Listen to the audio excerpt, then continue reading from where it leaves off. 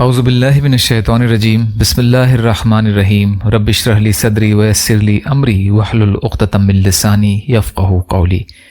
بکھرے موتی، تیسرا حصہ۔ اسماء حسنہ کے معنی اور اس کے خواص یعنی خاصیتیں۔ المؤخر کے معنی اور اس کے خواص۔ المؤخر جل جلالہ، پیچھے رکھنے والا۔ پہلا، جو شخص کثرت سے المؤخر کا ورد رکھے گا اسے انشاءاللہ سچی توبہ نصیب ہوگی۔ دوسرا، جو شخص روزانہ 100 مرتبہ اس اسم کو پابندی سے پڑھا کرے اس کو انشاءاللہ حق تعالیٰ کا ایسا قرب نصیب ہوگا کہ اس کے بغیر چین نہ آئے گا۔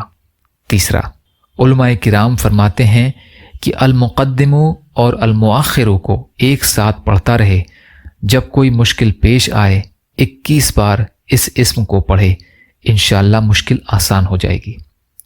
چوتھا، جو 48 دن تک روزانہ 3000 بار یہ اسم مبارک پڑھ لیا کرے انشاءاللہ وہ جو چاہے گا پائے گا۔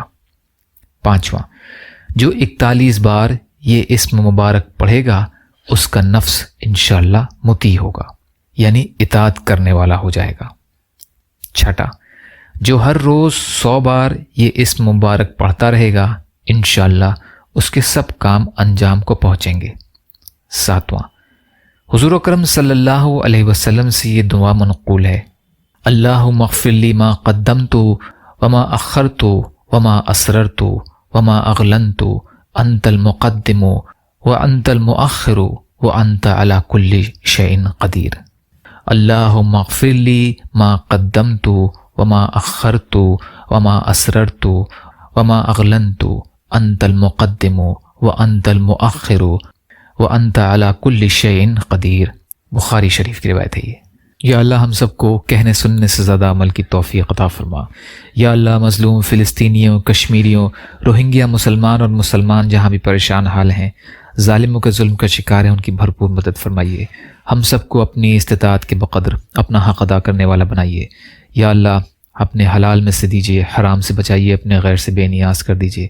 جو مانگا وہ بھی عطا کر دیجیے، جو مانگنے سے رہ گئے وہ بھی عطا فرمائیے۔ اللہم لا تسلط علینا من لا یرحمنا ولا یخافک فینا، اللہم اجرنی فی مصیبتی واخلف لی خیرا منہا، ربنا تقبل منا انک انت السمیع العلیم برحمتک یا ارحم الراحمین، لا الہ الا اللہ محمد رسول اللہ۔ السلام علیکم۔